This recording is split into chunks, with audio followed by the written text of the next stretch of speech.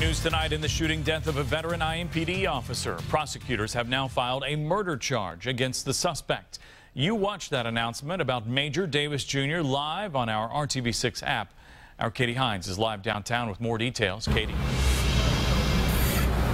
Todd, the Marion County prosecutor admits tonight that there is little that can be said or done to provide comfort to our community, to the police department, to the family in the wake of tragedy. But he says he will bring justice to the man that he believes is responsible for Metro Police Officer Perry Wren's death. He's charging Major Davis Jr. with 1 count of murder. If convicted, that charge carries a sentence of 45 to 65 years behind bars. But prosecutor Terry Curry is also requesting an enhancement, as many as 20 more years in prison for the use of firearm in the murder. The probable cause affidavit is providing more details about what happened in the final moments leading up to the veteran Metro police officer's death. Officer Wren and a colleague responded to a report of shots fired Saturday night near 34th and Forest Manor Avenue. Detectives say Davis raised the barrel of a variant of an AK-47 rifle after he was asked to show his hands. Officer Wren was hit by 3 rifle rounds, and we're learning the fatal shot hit him just under his right armpit, striking his right lung and his heart. Nothing can replace Officer Wren. However, to the members of IMPD in this community, this is a beginning for healing, to know that justice is being administered. Affidavit tonight. A witness told detectives that Major Davis and several others had gathered for a cookout in the area where the shooting happened on Saturday night. He says that Davis got into an argument with another person before police arrived. Now, we're told by Metro Police tonight that Davis is in serious but stable condition at Eskenazi. Reporting live outside the Marion County Prosecutor's Office, Katie Hines, RTV6. Katie, thank you. And RTV6 has learned exclusively that the gun used to kill Officer Perry Wren was purchased by Davis's mother. RTV6 reporter Jack Reinhardt broke this story on our 5 o'clock news, and he joins us live tonight from North District headquarters with a story you will only see on RTV6. Well, Erica, Metro Police and federal agents have traced the ownership of that gun to the mother of murder suspect Major Davis Jr. And those same investigators are still trying to determine how the son came in possession of mom's weapon. Like, who in the hell needs that big clip hanging out the bottom? Gun shop owner Don Davis sold an AK-47 assault rifle similar to this one to the mother of murder suspect Major Davis Jr. Davis told me that Cynthia Davis legally purchased the weapon in 2010. She bought it 4 years ago. So for 4 years, nothing happened. And then this happened, unfortunately. On Saturday night, police say the assault rifle was in the hands of 25-year-old Major Davis Jr. Officer Perry Wren and several others had responded to a report of shots fired. Police say that Davis refused several commands to drop the weapon before he opened fire, killing Wren. In the past, I heard other gunshots before, but this sounds like a big bomb came through our house. Shots fired from the assault rifle blew out much of the side door at the home of Carol Stone, narrowly missing her and several of her children.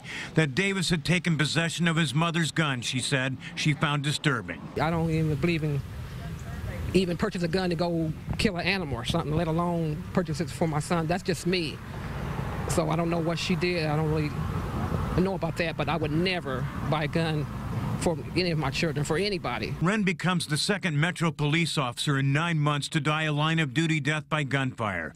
Public Safety Director Troy Riggs expressed surprise that the murder weapon belonged to the suspect's mother. It's just disappointing. It's disappointing when you hear that. I mean, this is a tough time for us. We've lost an officer. We lost an officer to a violent crime, but I will go back to what I said earlier. We're thankful that our officer placed his life in danger for the safety of others in that community. It's a bad gun. Store owner Don Davis, who has sold firearms in Indianapolis for the past 40 years, admits the AK-47 doesn't have many uses beyond outright warfare. I wouldn't buy one. I don't even own one. I don't even own one. I have Would you hunt with it? Would you use it for no, home protection? you can't hunt with it. It's not good for home protection. Don Davis has cooperated fully in the investigation, and it's still unclear tonight whether the mother of Major Davis Jr. will also face charges in connection with the murder of Officer Wren in this still ongoing investigation. Reporting live from North District Headquarters, Jack Reinhardt, RTV6. Jack, thank you. And tonight we are getting more details about that AK-47 rifle and its availability in Indiana gun stores. Call 6 investigator Rafael Sanchez is live in the newsroom with those details. Rafael? Erica, good evening. It is legal to sell an AK-47 in Indiana. Its ammunition, the 7.6 39mm round, legal as well. Your typical AK-47 may go for about $600. Buyers must show ID and pass a federal background check to get one. AK-47s are normally used by gun enthusiasts for target shooting. Under state law, you can't use the weapon's 39mm round for hunting. You can actually walk around with your AK-47 or a rifle in public in Indianapolis, though a business has a right to ask you not to enter their establishment.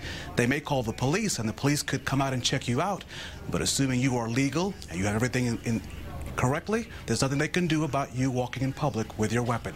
Now, the weapon used in Officer Wren's death is now part of a criminal case on the local level.